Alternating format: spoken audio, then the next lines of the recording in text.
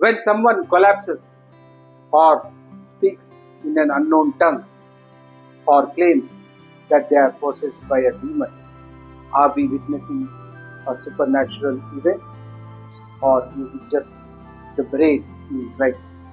Welcome to part 3 of our Paranormal Series. In the previous episodes, we have talked about sleep paralysis and haunted brain.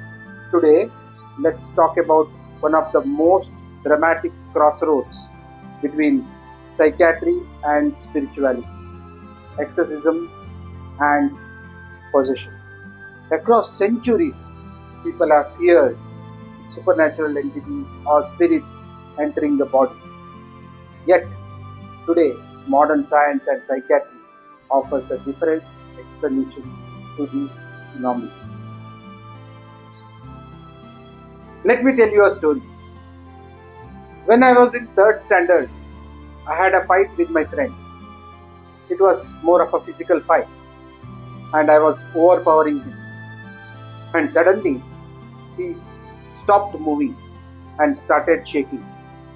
And then he started speaking and claiming that he is a demigod and he has entered that boy to protect him.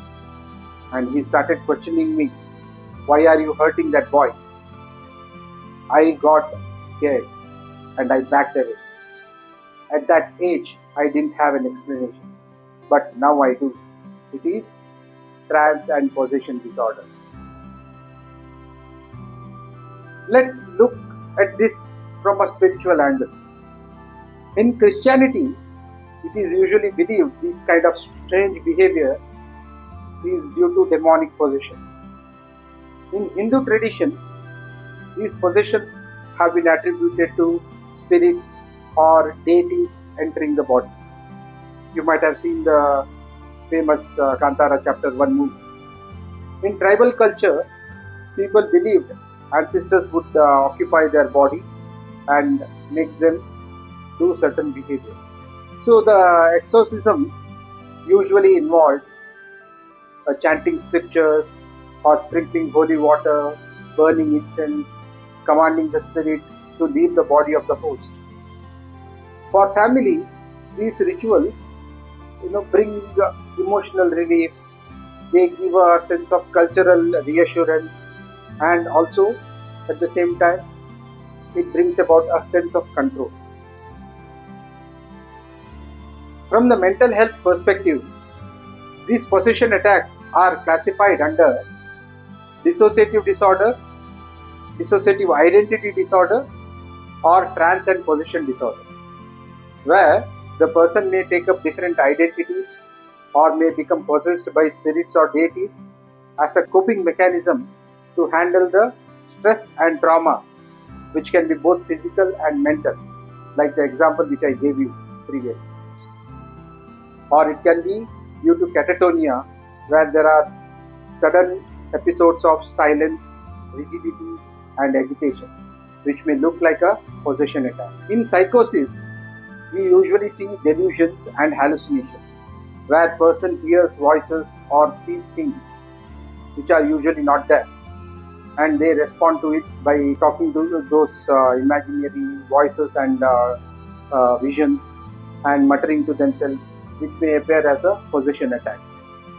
The American Journal of Psychiatry notes that these possession attacks are culturally shaped dissociative disorder, which are often treatable.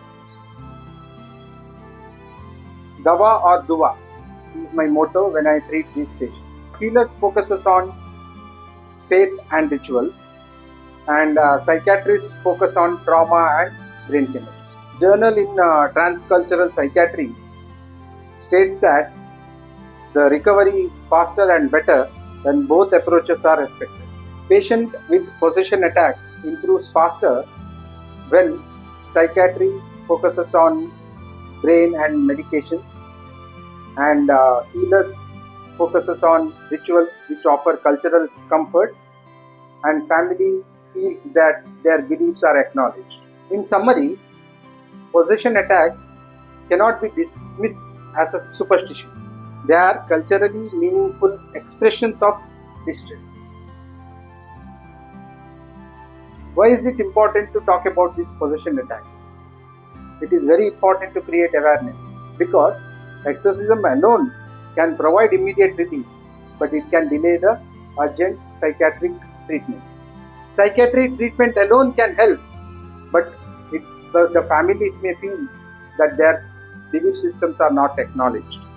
The best approach is not science versus spirituality, it is science and spirituality.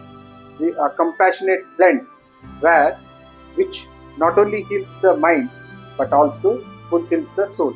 So what do you think? These possession attacks, are they purely psychiatric? Are there any spiritual forces which play a role in it? Share your thoughts in the comments.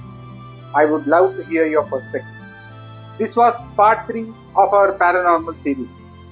In the next episode, we will discuss another mysterious intersection between psychiatry and paranormal.